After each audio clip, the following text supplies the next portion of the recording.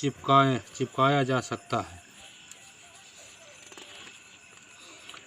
एक साहूकार था जिसके 7 बेटे और 1 बेटी थी। सातों भाई व बहन एक साथ बैठकर भोजन करते थे। एक दिन कार्तिक की कृष्ण पक्ष की चौथ का व्रत आया तो भाई बोला कि बहन आओ भोजन करें।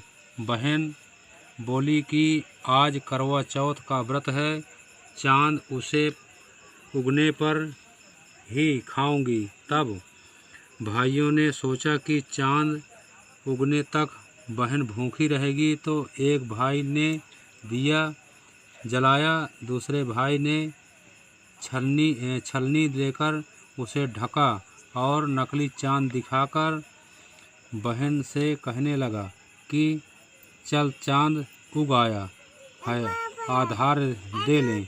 बहन अपनी भाभियों से कहने लगी कि चलो आधार दें। तो भाभियाँ बोली तुम्हारा चांद उगा होगा, हमारा चांद तो रात को उगेगा। बहन के अकेले ही आधार दे दिया और खाना खाने लगी तो पहले ही ग्रास में बाल आ गया, दूसरे ग्रास में कंकड़ आया और तीसरे ग्रास मुंह तक किया तो उसकी ससुराल से संदेश आया कि उसका पति बहुत बीमार है, जल्दी भेजो। माँ ने जब लड़की को विदा किया तो कहा कि रास्ते में जो भी मिले उसे पाँव लगना और जो कोई सुहाग का आशीष दे तो उसे पल्ले में गांठ लगाकर उसे कुछ रुपया देना। बहन जब भाइयों से विदा हुई तो रास्ते में जो भी मिला उसने अपनी आशीष दी कि तुम सातों भाइयों की बहन तुम्हारे भाई सुखी रहें और तुम उनका सुख देखो। सुहाग का आशीष किसी ने भी नहीं दिया। जब वो ससुराल पहुंची तो दरवाजे पर उसकी छोटी नंद खड़ी थी। वो उसके भी पाँव लगी तो उसने कहा कि सुहागिन रहो, सपूती हो। उसने ये सुनकर पल्ले में गांठ बांधी और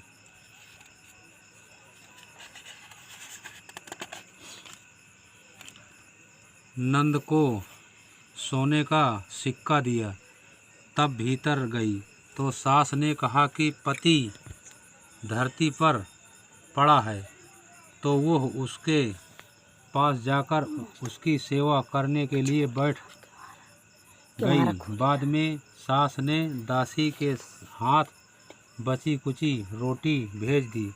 इस प्रकार से समय बीतते बीतते मृगशिरा मार्ग शीर्ष की चौथ आई तो चौथ माता बोली करवा ले भाइयों की प्यारी बहन करवा ले। लेकिन जब उसे चौथ माता नहीं दिखलाई दी तो वो बोली हे माता, आपने मुझे उजाड़ा है तो आप ही मेरा उद्धार करोगी, आपको मेरा सुहाग देना पड़ेगा।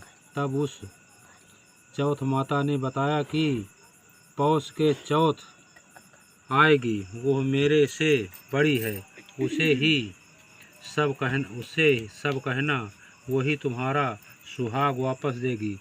पौष की चौथ आकर चली गई, माघ की भी चली गई, फाल्गुन की भी चली गई, चैत्र बैसाख ज्येष्ठ आषाढ़ और श्रवण भादों की सभी चौथ आईं और यह कहकर चली गई कि आगे वाली को कहना।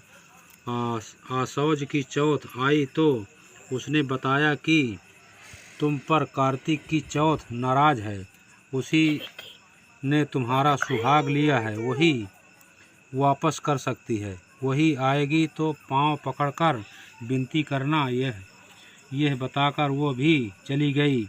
जब कार्तिक की चौथ आई तो वो गुस्से में बोली भाइयों की प्यारी करवा ले, दिन में चांद उगानी करवा ले, व्रत खंडन करने वाली करवा ले, भूखी करवा ले। तो यह सुनकर वो चौथ माता को देखकर उसके